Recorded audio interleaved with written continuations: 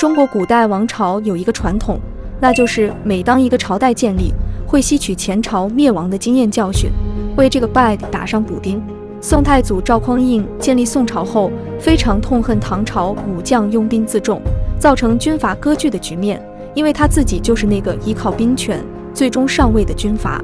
赵匡胤过了河，回头就把桥炸了。宋太祖收兵权分成2步走，一是罢免京城禁军的统领，二是收拾拥兵自重的藩镇。我们一般意义上提到的杯酒释兵权，仅是关于前者的故事。但赵匡胤没想到，他这一行为让大宋变成了大宋，开启了被外敌按着头欺压的100年屈辱，而这一切本可以避免。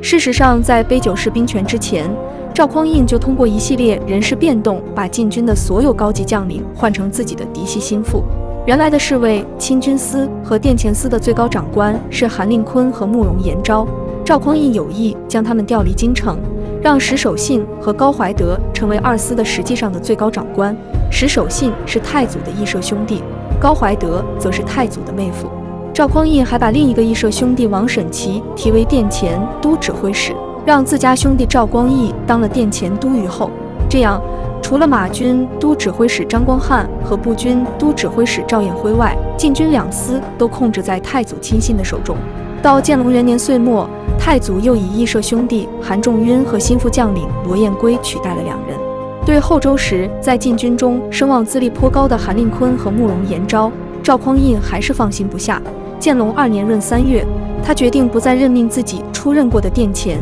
都点检，同时以石守信替代了韩令坤，从而使禁军高级将领成为太祖清一色的嫡系亲信。宋太祖这时觉得他该高枕无忧了，由亲朋故友执掌禁军，就不再会发生推翻宋朝的兵变。开国宰相赵普却不以为然。太祖说，他们肯定不会背叛我的，你何必那么担忧呢？赵普说，我倒不是担心他们反叛，只恐怕他们不能控御部下，军伍间万一有作孽者，到那时就由不得他们了。太祖想到了陈桥兵变时的自己，立即悟了。建隆2年7月，一天晚朝结束，太祖与石守信、王审琦等故人饮宴，待酒酣耳热之后，他摒去侍从，对这些禁军将领说，我没有你们就没有今天，但做天子也太难了，倒不如当节度使来的快活。我现在是长年累月不敢睡上一个安稳觉啊。守信等人忙问何故，太祖说，这不难明白，天子这个位置，谁不想坐呢？石守信等人都叩头道，陛下何出此言？如今天命已定，谁敢再怀疑心？太祖说，你们没有疑心，你们麾下的人要贪图富贵怎么办？一旦把黄袍加在你身上，你要不干也办不到啊。宿将们知道受到猜忌，弄不好就有杀身之祸，便一边叩首一边流泪，请求太祖指示生路。太祖开导道，人生在世就如白驹过隙，所以祈求富贵的人不过多积攒点金银，自个好好享乐，让子孙也不再贫乏。你们何不放弃兵权，出手大藩，选择好的田宅买下来，为子孙置下永久的基业，再多收些歌儿舞女，每天饮酒作乐，以终天年。我与你们互结婚姻，君臣之间两无猜疑，上下相安，岂不很好？将领们见太祖交代得如此明白具体，再不照做就有点不识相了。次日，石守信等人都上书称病，求解兵权。赵匡胤都一概允准。为了履行互结婚姻的诺言，太祖将自己的2个女儿分别许配给石守信和王审琦的儿子，又让其弟光义做了张令铎的快婿。通过政治联姻，让这些高级将领消弭离心倾向，共保富贵。不过，有史家考证，太祖虽有收回兵权一事，但酒酣耳热的那个细节纯属戏剧化小说性的传闻。若忽略调杯酒的细节，单看是兵权的本质，实际上赵匡胤在这里推行的是经济赎买政策，即以土地财货收购兵权。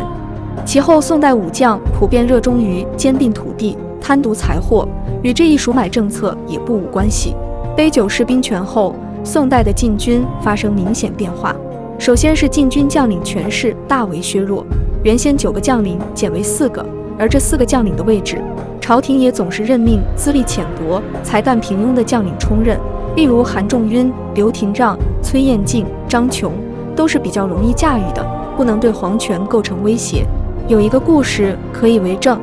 乾德元年，太祖曾打算让符彦卿执掌禁军，赵普极力反对，以为符彦卿在后周以坐拥藩镇，又是周世宗和赵光义的岳父，名为太盛，不宜再委以兵权。太祖说：“你为何总怀疑燕卿？我待他不能再好，他岂能背叛我？”赵普说：“陛下何以有负周世宗？”赵匡胤默然无语，收回成命。其次，禁军被分成3股势力，也称3司，分别是侍卫马军司、侍卫步军司和殿前司，三者鼎立，互相牵制，改变了过去由禁军将领一人统帅各军的体制。不只是禁军，整个宋朝的军事都沿用这种体制，兵权一分为3，各有职守，相互制约。宋朝因此没有成为继5代以后第6个由禁军将领发动兵变推翻统治的王朝。不过利弊往往是共生的，由于统治过严，政出多门，虽然消除了拥兵悍将对中央皇权的威胁，却造成了各自为政、动辄掣肘、缺乏协调、难以统筹等弊病，在相当程度上削弱了宋军的战斗力。禁军每隔2-3年甚至半年就变动驻地，实行所谓更戍法，这时将领却不随之同行，使得兵无常帅，帅无常师。更戍法的目的，一是锻炼士兵，不致骄惰；二是使兵将分离，防止两者形成根深蒂固的亲党关系，铲除骄兵悍将犯上作乱的条件。然而，兵将分离不利于同心协力的战斗团队的形成，其削弱战斗力的消极影响是显而易见的。在兵制上，宋代实行强干弱支、内外相制的方针。所谓强干弱支，即在部署军队时，无论在数量还是在质量上，京师都比地方要绝对雄厚精良得多，旨在强化京师的保卫力量，弱化地方的武装力量。太祖时，禁兵约20万，一半驻守京师，一半分驻外地。和京城禁兵足以对付外地诸道的禁兵，因而不会形成外乱；和外地禁兵足以对付驻守京城的禁兵，因而难以酿成内变。这种内外相制的兵力部署原则，不仅体现在中央和地方的制约上，还表现在京城内外、潞州之间和州县之间的兵力和兵种的布防上。总之，太祖削夺兵权、改革兵制的一系列措施，有效保证了宋朝军队的长期稳定，彻底结束五人乱政的动荡局面，其成效是不言而喻的。但其负面作用也不容忽视。太祖的所有措施，其核心就是猜防、猜忌将领、钳制士兵，由此形成了宋代猜忌和抑制武将的所谓祖宗家法。